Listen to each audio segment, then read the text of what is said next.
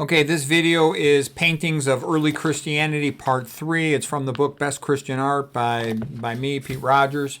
Okay, so the first painting here is, and by the way, if anybody's following along in their book at home, this is on page 260. So the painting is The Seven Joys of the Virgin Mary, Mother of God by Hans Memling from 1480. And, she has joyous moments like the birth of Christ and whatnot, the Annunciation, the marriage to Joseph. Okay. Now the next one here is the Assumption of Mary into Heaven, and this painting was by Titian, a Venetian painter, in 1518, and this is really like one of his all-time great masterpieces, the Assumption.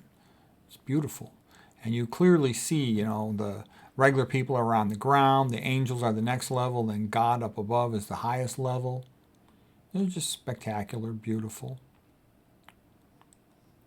Okay, the next painting is, Mary, Queen of Heaven. The blue is like for heaven, the red is for love, charity, and also the suffering of Christ, the blood of Christ, and the white is for faith and purity. This one is by Giovanni Sassoferrato from 1650. Okay, this painting here is The Bible by Van Gogh from 1885. The most important book ever written.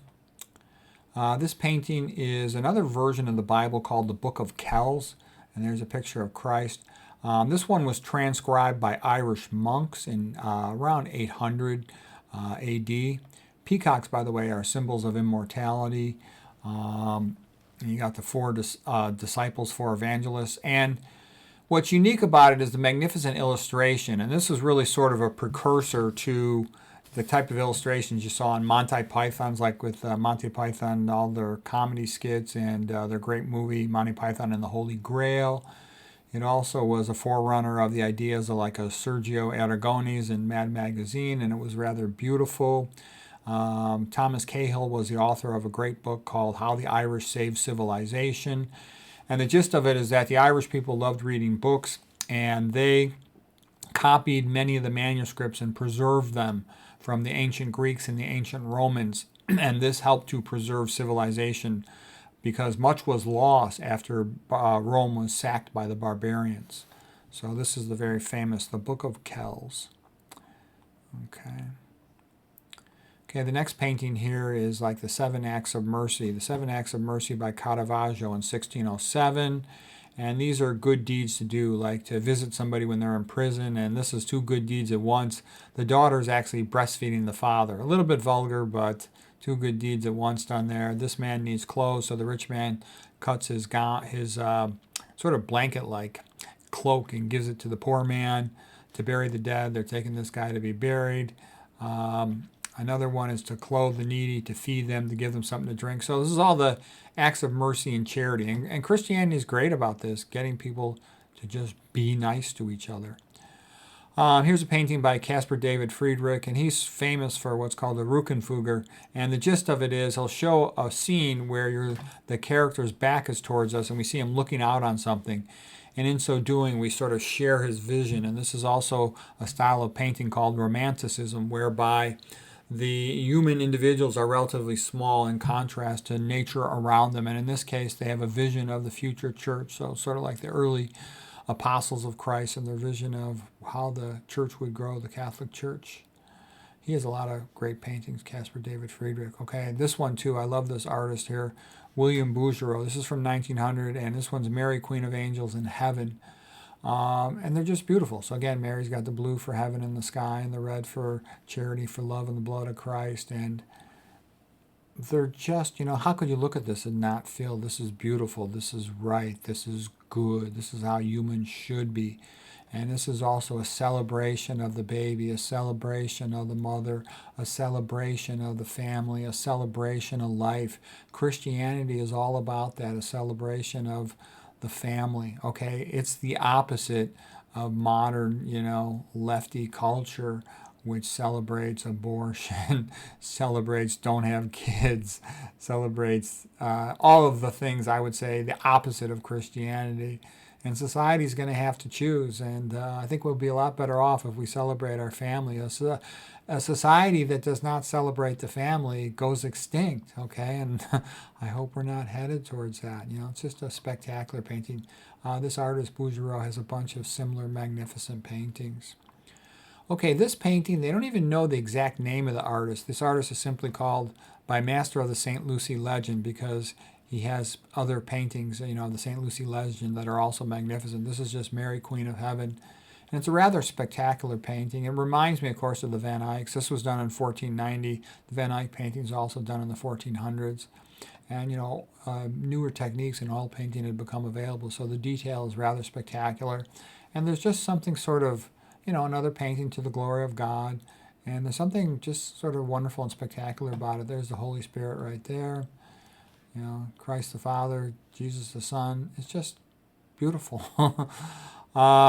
This next painting is The Last Judgment by Michelangelo. This was painted in 1541, and this was sort of a sad, difficult time for Rome. Rome had been sacked by Charles V in 1527 and really impoverished by that time, a little bit like the sack of the ancient Rome by the barbarians and the loss of ancient Rome city to a large extent by 476 AD. There was a loss of the contemporary Rome, and in 1527, the Holy Roman Emperor Charles V, a rather disgraceful act that he allowed that to happen.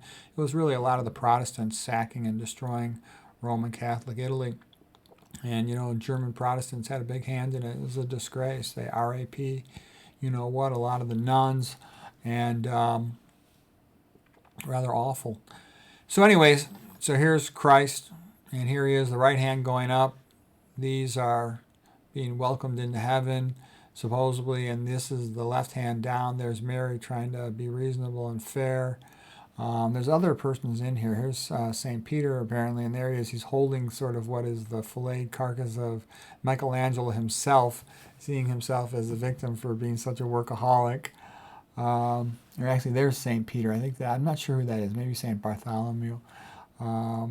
It's just a spectacular painting. This is one of the greatest paintings of all time. There is a lot of controversy about exactly what entails hell. Is it really forever? Is it not just partial? Is it purgatory? What about limbo and all this stuff? I'm not going to get into all that. It's still a spectacular painting. And the general idea of someday you'll be rewarded for your good deeds or punished for your bad deeds, the idea that there's some type of fairness in life is a good thing. The actual theologic details of heaven and hell are not as certain, and I don't want to go into that. I do like the fact that, in my opinion, Catholicism has a lot more of let us enjoy while we're here on earth. Lutheranism is also good for enjoying music. It's great for enjoying music with Bach. Luther himself was a great songwriter, wrote A Mighty Fortress Is Our God, for example. But just the celebration of art, it's magnificent, and there's a great celebration of music. I love all that stuff. You might call it aesthetic Christianity. And Michelangelo took him 6 years to paint this. It was a big, big effort. It's magnificent. It's technically the most artistic, magnificent thing I think he did in the Sistine Chapel.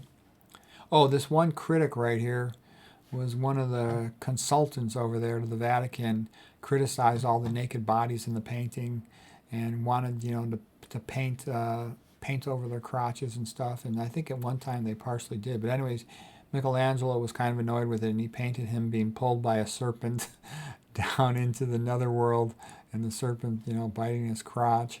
So that's one little artistic detail there on that one. Okay, a couple quotes here, and we'll close out this chapter. By the way, Michelangelo's favorite books to read were the Bible and the Divine Comedy by Dante. Rather medieval in his theology. And he came out of the generation that had produced Savonarola, the Bonfire of the Vanities in Florence. Okay, here's a quote by Goethe, Johann von Wolfgang Goethe, the great German writer. He said, he's sort of like the Shakespeare of Germany.